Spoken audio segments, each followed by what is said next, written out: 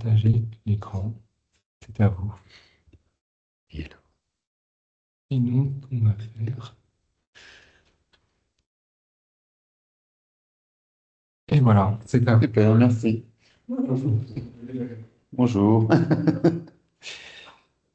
Bon, ben voilà, je vais commencer, ou j'attends peut-être encore un peu, s'il y a d'autres personnes qui viennent. Et non, je vais. Ok, bien, bonjour tout le monde. Ben, je vais me présenter brièvement et puis je vais un peu présenter un peu le sujet de ma présentation ici. Donc, je m'appelle Yannick Moipé. Ben, j'ai fait une thèse en philosophie des sciences, hein, c'était l'objet de ma recherche. Et ici, donc, le thème qui m'a préoccupé pendant un certain temps, donc, c'est sur la question de l'individuation biologique. Donc, disons que globalement, il s'agit de, en quelque sorte, faire travailler certains concepts scientifiques, une réflexion philosophique, pardon, pour des questions dans le domaine essentiellement de la biologie, puisque moi, de ma formation, je suis biologiste à la base. Et c'est vraiment dans le cadre de questions qui sont liées à la biologie que j'ai fait un peu travailler, on va dire ça comme ça, la philosophie. Je vais voir si ça passe bien. Donc l'idée, c'est de vraiment essayer de penser un peu le vivant autrement. Il y a plein de questions qui se posent aujourd'hui dans le domaine des sciences de la vie, en biologie notamment. On sait même dans l'actualité, j'ai envie de dire, ce sont des thèmes qu'on voit apparaître régulièrement, penser le vivant, penser la nature, aller un peu au-delà des clivages hérités de la pensée moderne, on va dire ça comme ça. Et globalement, je dirais que parmi les points essentiels qui m'ont motivé dans mon travail, de remise en question, d'une part, des manières de voir le vivant de façon traditionnelle, entre guillemets, hein, de façon classique, il y a, je dirais, un point de vue qui est plutôt de travailler la notion de revoir l'être vivant en fonction de ce que l'on sait actuellement et qui, d'une façon ou d'une autre, met en avant une certaine ontologie, en fait, une ontologie du devenir, c'est-à-dire reprendre la vie comme un phénomène historique hein, qui se déploie au cours du temps. On le sait depuis la théorie de l'évolution et la diversification du vivant que la théorie de l'évolution met en avant. Et puis aussi remettre l'accent sur une ontologie plutôt relationnelle, c'est-à-dire que reconsidérer la vie et forcément le vivant comme le fait de phénomènes systémiques qui émergent en fait de la complexité des relations. Ça aussi, je dirais que l'écologie, notamment en tant que discipline scientifique, met vraiment cela aussi de manière très prononcée en avant. Donc, d'une certaine façon, cette pensée du vivant en termes de processus, dans le sens plein du terme. On verra qu'il y a une définition précise de cette notion de processus qui m'intéresse. Alors, il y a aussi, je dirais, la question de l'être du vivant concrètement. Donc, c'est-à-dire non seulement on tient compte de l'ontologie en termes d'ontologie de devenir, ontologie relationnelle, et puis concrètement, le vivant, comment il se présente. Il y a la question aussi de l'individualité. Les êtres vivants, souvent, nous apparaissent comme des organismes, des individus.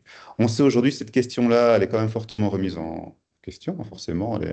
On va un peu plus loin, on se rend compte que cette notion d'individu, ben, c'est pas clair du tout. C'est quoi un individu quand on est en phase d'écosystème, quand on est en phase de symbiose, même quand on s'interroge à certaines formes de vie comme les végétaux, simplement, ou on se rend compte que les définitions, les contours clairs de l'individualité ne sont pas aussi simples qu'on ne le pensait. Donc, il faut pouvoir repenser aussi cette notion-là, en fait.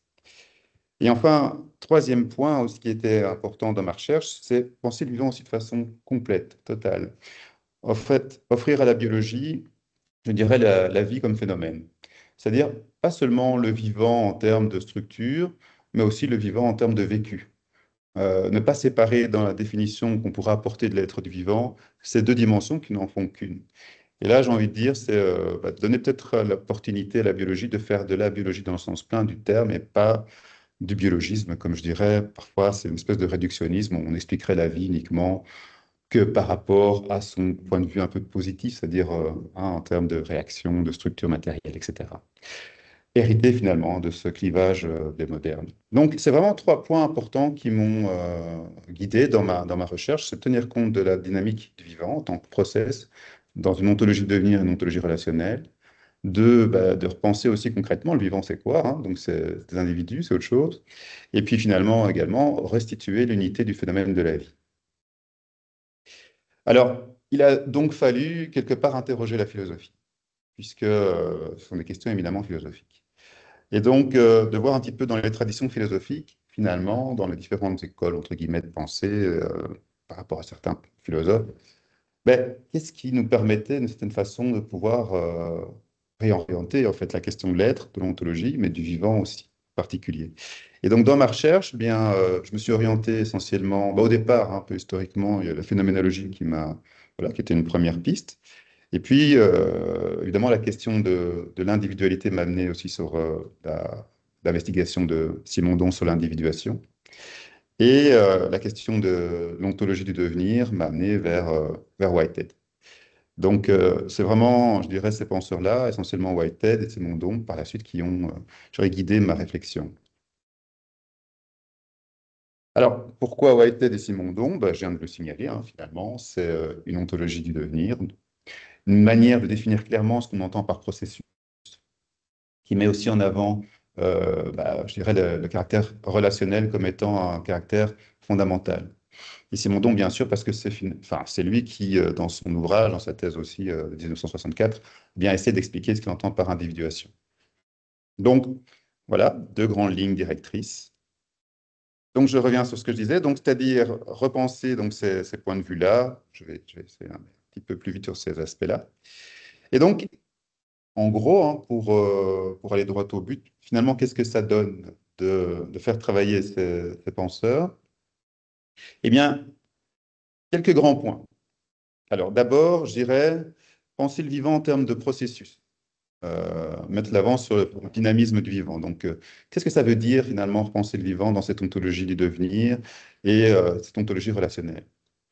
À travers Whitehead, il y a, je dirais, un schéma que Whitehead donne dans son ouvrage majeur, hein, Procès et réalité, qui aussi permet d'ancrer aussi le phénomène de la vie. C'est-à-dire que Whitehead, dans son ouvrage, ne s'attaque pas directement au vivant, ça comme ça, hein. Il a une certaine manière aussi de définir la vie. Je ne vais pas rentrer dans les détails ici, mais il a une volonté métaphysique, hein, de revoir vraiment des concepts généraux, de repenser aussi la façon dont on considère, je dirais, des objets en sciences, hein. C'est vraiment une philosophie des sciences et une philosophie aussi de la nature. Dans l'un de ses premiers ouvrages, aussi le concept de nature, il s'interroge sur cette manière de définir la nature. Et donc, quelque part, en essayant de redéfinir des grands principes comme la nature ou ce qu'on entend par phénomène ou encore comme ce qu'on entend comme entité, comme objet, Whitehead permet aussi de repenser le fait que si on doit penser, ne serait-ce que concrètement, ce que pourrait être un être vivant, il ne s'agit pas de le penser en tant qu'individu substantiel isolé, mais de le penser en fait dans la trame générale des processus. Ah, c'est quoi cette trame générale des processus? C'est un peu la manière dont Whitehead définit la nature, et donc de penser aussi en termes d'événements. C'est des mots-clés de la philosophie de Whitehead, une notion d'événement aussi, surtout dans son premier ouvrage de 1920 sur le concept de nature. Et donc, il nous donne une certaine manière de aussi formaliser, entre guillemets, cette notion d'événement et de processus. Il ne faut pas oublier que Whitehead, à la base, il est aussi mathématicien.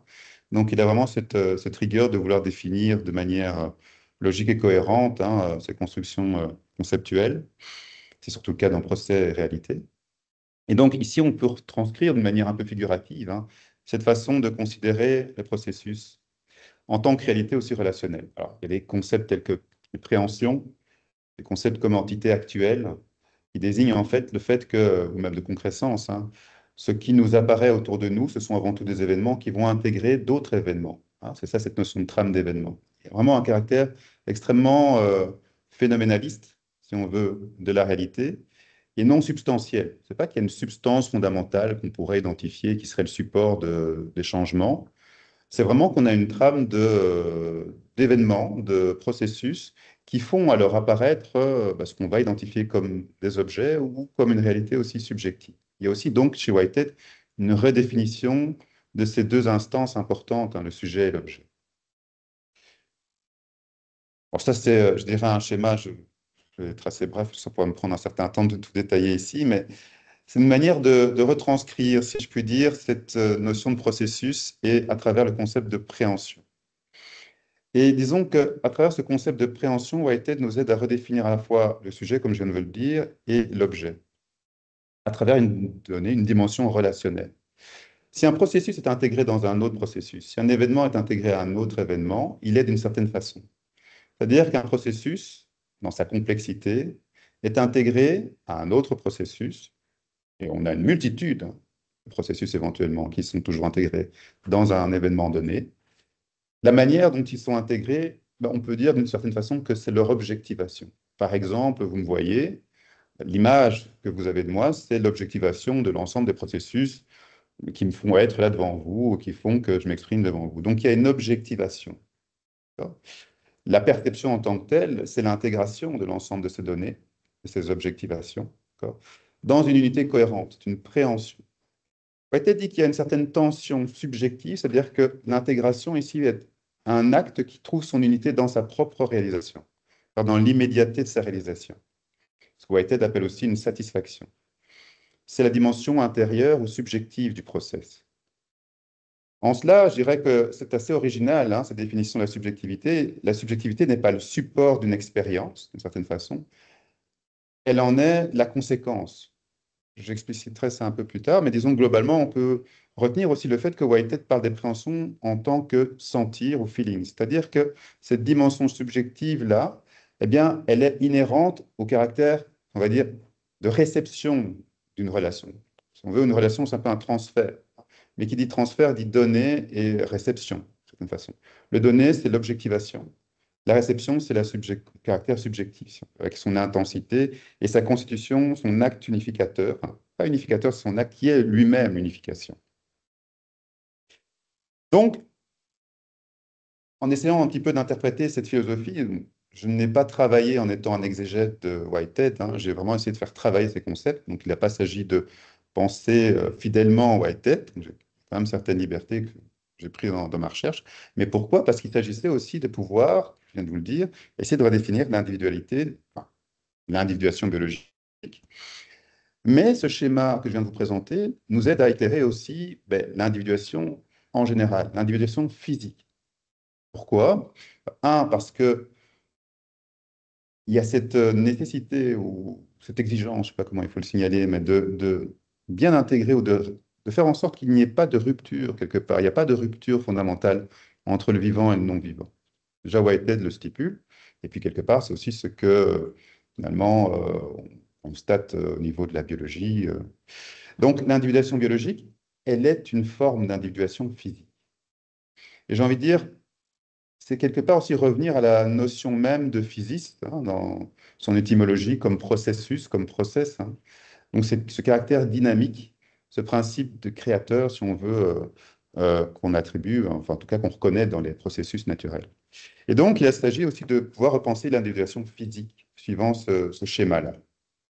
En se disant, d'une certaine manière, ce qu'on appelle les objets physiques sont d'abord des entités relationnelles, ou le fait de relation, suivant ce schéma avec, d'une certaine façon, quand on parle, par exemple, d'électrons, quand on parle de particules élémentaires, quelque part, on peut les considérer comme des formes de préhension. C'est-à-dire qu'elles vont intégrer des fluctuations, d'autres processus, et elles vont elles-mêmes, finalement, dans leur acte même d'intégration, s'objectiver. Parce que c'est vrai que dans le schéma de préhension de Whitehead, ici, j'ai signalé cette double polarité entre ce qui se donne, ce qui se reçoit, mais quand l'acte de préhension est réalisé, Whitehead parle d'une satisfaction, mais le processus par lui-même s'éteint d'une certaine manière. Et en s'éteignant, il devient l'objet d'autres processus. C'est en cela qu'on retrouve cette trame, hein, d'événements. Et quelque part, dans l'individuation physique, on a aussi ce caractère processuel, hein, c'est-à-dire par exemple une fluctuation, appliquer ça pour une particule, on peut appliquer ça pour la formation d'un nuage, tout phénomène physique, toute singularisation physique. Quelque part, il y a ce dynamisme, cette énergie de création, de concrescence, si vous voulez. Et une fois réalisé, en termes physiques, on dira qu'on a atteint un équilibre thermodynamique, si on veut. Une fois réalisé, il est capable, en tout cas, il est, je dirais, éteint en lui-même, mais il peut être objet d'autres processus. Et donc, nous, quand on observe un électron, quelque part, quand on observe, on interagit avec des molécules ou qu'on observe une montagne, quelque part, on est en fait en rapport avec l'objectivation d'un process. C'est en cela qu'on va reconnaître un objet. Donc, le phénomène de la vie, l'être du vivant, quelque part, rentre dans ce schéma. Et il a fallu un petit peu, je dirais, voir quelles sont alors les spécificités de l'individuation biologique.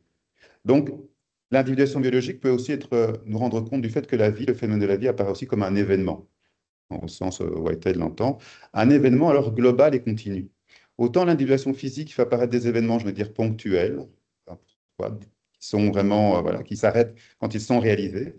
Whitehead parle de bouffées d'expérience, c'est-à-dire, voilà, il s'éteint en se réalisant. Autant l'individuation biologique, elle n'est pas éteinte, en fait. C'est un événement continu. Et quelque part, on rend un peu compte de ce que la biologie nous dit en termes d'évolution. Alors, ce que vous voyez là, ce n'est pas des cernes d'un arbre, hein.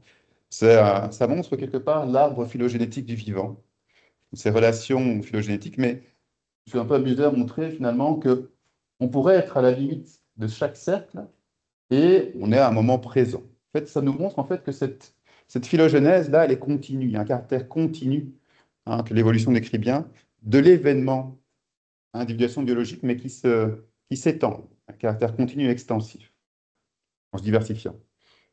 Et puis, il y a un caractère discret du phénomène de la vie, hein, le fait que le phénomène de la vie se manifeste concrètement par des systèmes qui ont tendance à former des unités.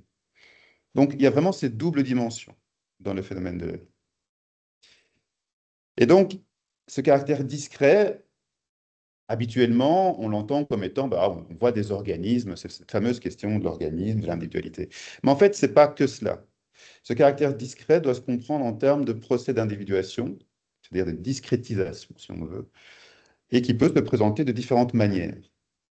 Donc ça, j'ai déjà un peu mentionné tout à l'heure. Mais ces différentes manières sont le fait du procès d'individuation, la manière dont il va s'objectiver. Enfin, je vais rentrer dans les détails ici.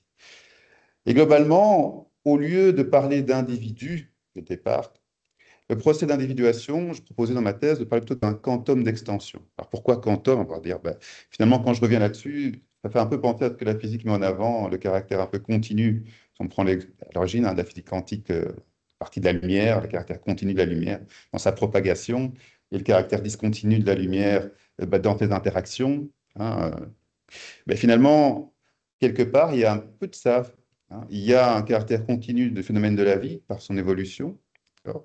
C'est la phylogénèse, et il y a un caractère discontinu dans la formation de systèmes, mais je ne dis pas encore d'organismes. Pourquoi? Ben, parce que c'est le processus d'individuation qui nous donne différentes modalités. Et ce quantum d'extension, il a une structure qui peut dépendre de l'intensité du processus d'individuation, en fait. Alors, il est spatial et temporel, je ne vais pas trop m'étaler là-dessus. Et ouais, ce quantum d'extension aussi est caractérisé par son caractère polarisé. C'est un quantum qui est polarisé. Alors, cette polarisation, justement, ça veut dire quoi? Qu'est-ce qu'elle implique? Eh bien, cette polarisation, elle va déterminer un petit peu, je dirais, le degré d'intégration que ce quantum peut avoir. C'est-à-dire que c'est vrai qu'on peut passer, je prends le cas des écosystèmes, par exemple. Alors, c'est vrai que dans la tête de tout le monde, quand on parle d'écosystème, on voit la forêt, on voit un étang. Bon, ça, c'est les écosystèmes que nous percevons à notre échelle. Mais si on se replace, je dirais, dans la majorité des écosystèmes, prenons un biofilm bactérien, bon, c'est moins évident, c'est beaucoup plus commun. Mais on a des organisations entre ces bactéries qui ont des degrés d'intégration variables. Alors, on peut parler de systèmes où on a même des cellules qui vivent les unes dans les autres, hein. Les gens qui étudient le plancton océanique s'aperçoivent qu'on a des cellules à l'intérieur desquelles il y a d'autres cellules et ainsi de suite. On a donc ce qu'on appelle des holobiontes, c'est un terme qui est utilisé aujourd'hui. On sait par exemple même que dans nos cellules, finalement, eh bien, nos cellules bien, abritent d'autres cellules qui sont là de manière constitutive. Parler des mitochondries, chez les plantes, on a les chloroplasts. Vous voyez que là, ça nous donne un exemple d'intensité d'intégration, de communauté, d'accord, qui forme un tout, mais dans l'acte même d'intégration. Cette notion de quantum et de polarisation. Cette polarisation, on peut même la caractériser quand on étudie les symbioses avec des degrés variables d'interdépendance qui peuvent être plus ou moins intenses. Et cette polarisation, elle est de quelle nature? Cette polarisation, il faut l'entendre de manière dynamique. Elle est vraiment basée sur la circularité des contraintes, bon, c'est-à-dire par exemple du métabolisme, mais pas que, c'est ça que ça implique. Et donc, elle est aussi basée sur la caractéristique, en fait, de l'individuation biologique. Parce que tout à l'heure, je vous ai présenté l'individuation physique comme étant, on peut la décrire sous le schéma général du procès de Whitehead avec cette notion de préhension. Vous avez vu qu'il y a un caractère vectoriel, un peu linéaire, c'est-à-dire on part de ce qui est objectivé dans le procès, hein, qui va être intégré avec cette polarisation unitaire, hein, dans l'unité du procès, et puis finalement, le procès arrive à satisfaction, selon les termes de Whitehead, et puis s'éteint. C'est la bouffée d'expérience. C'est ce caractère vraiment discontinu et j'ai envie de dire ponctuel, entre guillemets, des processus d'individuation physique. Dans l'individuation biologique, ce n'est pas vraiment pareil. Pourquoi? Parce que je dirais qu'un système biologique, si on prend un organisme, il est aussi une intégration de toute une série de facteurs, d'accord? Mais on va dire une intégration d'événements. Il est une occasion d'expérience, aussi dans le langage philosophique de Whitehead. Mais non seulement il est une intégration d'une série d'événements, mais il est aussi l'intégration de cette propre intégration. Je ne sais pas si vous voyez la nuance. Il est l'intégration de ce mouvement même d'intégration. Il est une préhension de l'acte de préhension lui-même. Pourquoi est-ce que je dis ça? Bah, il suffit de penser, je dirais, à un arbre qui grandit. Un arbre, quand il grandit, il y a son métabolisme. On va dire, bah, il assimile ses nutriments, la lumière, la photosynthèse. Il assimile aussi toute une série d'autres événements qui peuvent lui advenir, hein. Par exemple, les intempéries, ainsi de suite. Mais l'arbre qui assimile, qui intègre ces données, ces datas, est une occasion d'expérience, effectivement. On peut le décrire de manière linéaire suivant le schéma général du procès. Mais en se réalisant, ben, il intègre aussi, par exemple, le fait qu'il n'y a pas assez de pluie, il y a trop de pluie, ou qu'il peut être attaqué par je sais pas moi, une chenille qui mange ses feuilles. Mais quand la chenille mange ses feuilles, l'arbre réagit. C'est-à-dire, il va produire certaines substances pour rendre les feuilles indigestes. Donc, ça veut dire qu'en se réalisant, il intègre ce qui lui arrive, mais aussi, enfin, c'est-à-dire les éléments, hein, avec lesquels il est en interaction, mais aussi ce qui se passe, le mouvement lui-même de son métabolisme, par exemple, qui doit rester à un certain état d'équilibre. Donc, oui, il intègre ce qui lui arrive, plus le mouvement d'intégration lui-même. C'est une forme d'individuation physique, je dis un peu au carré, si on veut, qui se reprend elle-même. C'est une préhension qui se reprend elle-même. C'est donc une auto-préhension. Donc ça, c'est vraiment un élément important dans l'individuation biologique. Il y a cette auto-préhension, ça se reprend. Et c'est là, en fait, quelque part, un peu le cœur de cette notion d'individuation biologique, c'est vraiment dans cet acte-là d'auto-préhension, et qui amène, en fait, à un mouvement auto-référentiel. Il y a un caractère auto-référentiel dans cette préhension-là. Et donc, on est confronté à cette notion d'autoréférentialité, hein. C'est une notion qui a beaucoup préoccupé. J'ai mis quelques auteurs sur ce sujet, hein, Frege. Bon, Whitehead lui-même, hein, finalement, quand il a travaillé avec Russell, il a écrit Principia Mathematica. Et Russell avait notamment mis en avant la question un peu des ensembles qui se contiennent eux-mêmes et qui a fait émerger toute une série de questionnements importants dans les mathématiques du début du XXe siècle, avec le fameux théorème de Gödel. Eh bien, c'est pas aussi anodin que ça, finalement, puisque, de certaine façon, je dirais, cette question-là nous permet de mettre un peu en avant le fait que là, cette autoréférentialité, elle va avoir des conséquences. Alors, comment, pourquoi? C'est un peu l'objet de la recherche. Mais d'une part, parce que finalement, pour Whitehead, c'est pas concevable, en fait, qu'une préhension se préhende elle-même. Il le dit bien, hein. C'est pas concevable. Une préhension, elle est linéaire, elle ne se préhende pas elle-même. D'accord? Et donc, c'est vrai, elle ne se préhende pas elle-même. Mais si elle ne peut pas se préhender elle-même, c'est pour une bonne raison, c'est qu'il y a un caractère exclusif. Il y a la satisfaction, une fois qu'elle est arrivée, voilà, c'est une unité, une immédiateté de réalisation. Et si elle est reprise dans un autre processus, c'est toujours en étant objectivée. Et donc, quelque part, oui, la question alors s'est posée, mais comment alors un processus peut-il se reprendre lui-même?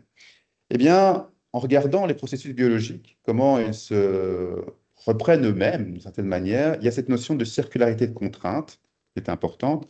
Il y a cette notion de circularité de contrainte hiérarchique. Donc ça, c'est aussi, je dirais, une proposition, je vais citer plusieurs exemples, hein, donc de chercheurs qui se sont interrogés sur cette question-là, Hofmeyer et Howard Patty, sur cette reprise-là, cette autoréférentialité, mais hiérarchique. Ça veut dire que ça fait intervenir à un niveau d'organisation, se reprendre comme une totalité. Et cette c'est pas l'auto-organisation seulement, mais cette autoréférentialité hiérarchique, elle peut se prendre, mais c'est-à-dire sous la forme d'un signe. Ça, c'est la thèse proposée par Howard Patty. Elle se reprend de manière sémiotique, sous la forme d'un symbole. C'est-à-dire que, par exemple, si je reviens sur les phénomènes biologiques, bien, ce que je vous ai dit ici, par exemple, l'arbre se fait attaquer par une chenille, mettons, d'accord? Ce que la chenille perturbe, ben, c'est son métabolisme, c'est-à-dire toute la dynamique elle-même, on va dire, d'autoconstitution.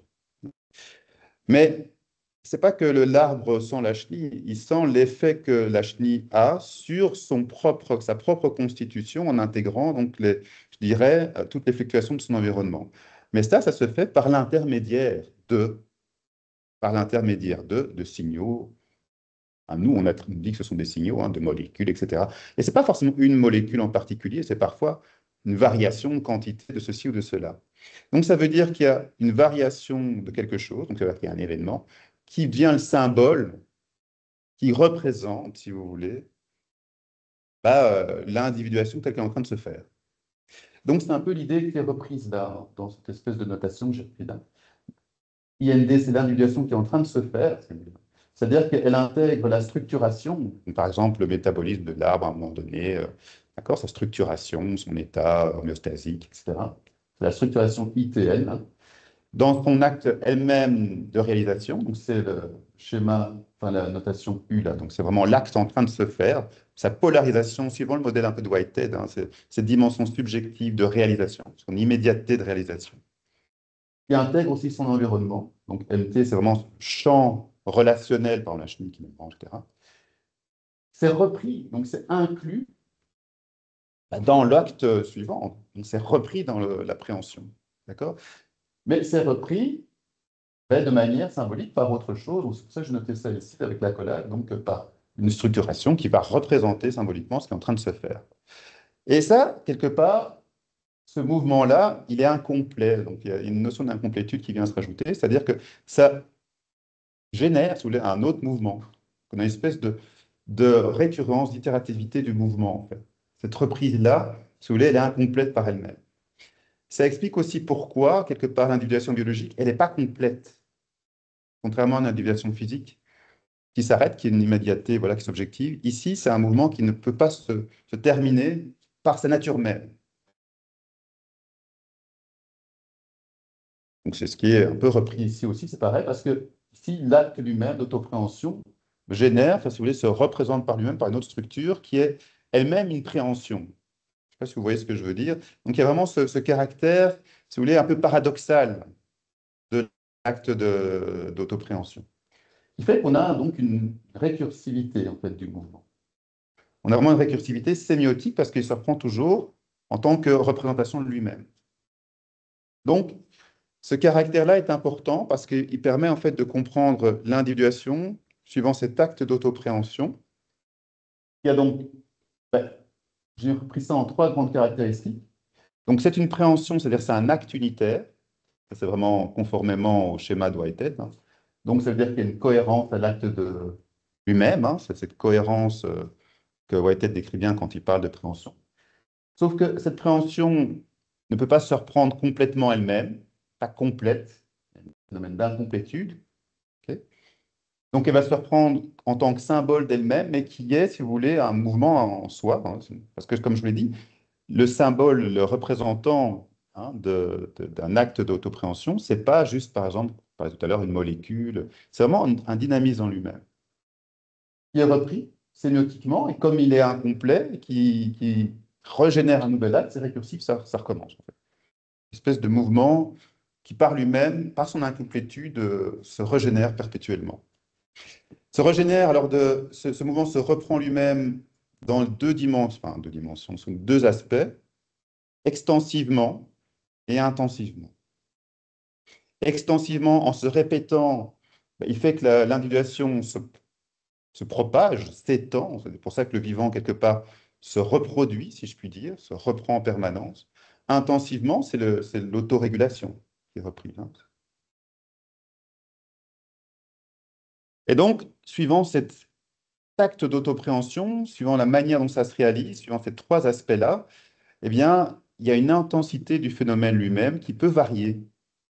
Donc, l'autopréhension peut parfois, je dirais, être plus amplifié au niveau de sa récursivité, au point de vue de sa cohérence, au point de vue de son incomplétude.